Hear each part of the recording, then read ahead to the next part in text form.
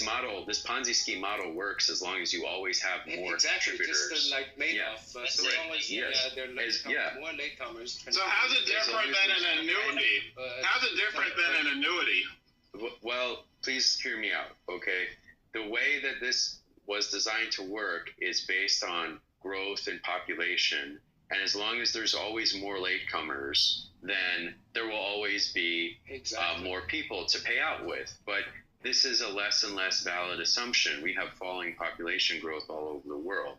And you're saying, how is it different from an annuity? I mean, there's many different kinds of annuities, and some of them are backed with investments and some are not, and there's all kinds of stuff to that. But Social Security is really just investing in the population of the United States, if you want to view it that way. And that's the kind of the fundamental problem, is that's not the kind of investment that it used to be. So, help me out here. To create a Ponzi scheme, like in the private market, is illegal? Yes. Okay. All right.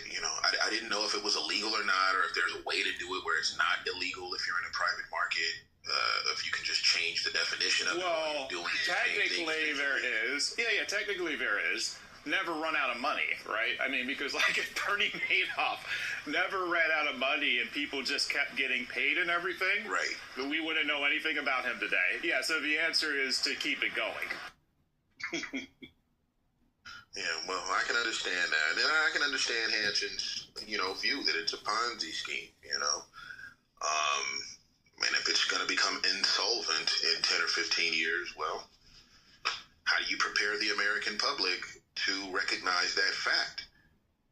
Well, it only becomes insolvent if we don't cut our annual deficit. If we could cut our annual deficit, then it won't be insolvent in 10 or 20.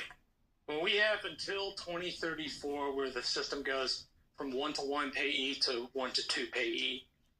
And at that point, we're going to run into some serious trouble if we haven't. And I'm a fan of doing both of these things, and I think you have to. You have to raise the retirement age to 70 some odd, and you have to raise the FICA cap. Otherwise, the fund itself won't be solvent. Congress then needs to pass a law which says that it can't dip into the fund it can't dip into the Social Security fund whenever it wants to, because that's how we got here in the first place.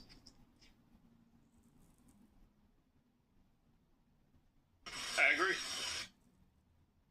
I think the best option is to wind it down, but gradually. So it will gradually pay less and less in your retirement. You'll gradually pay less and less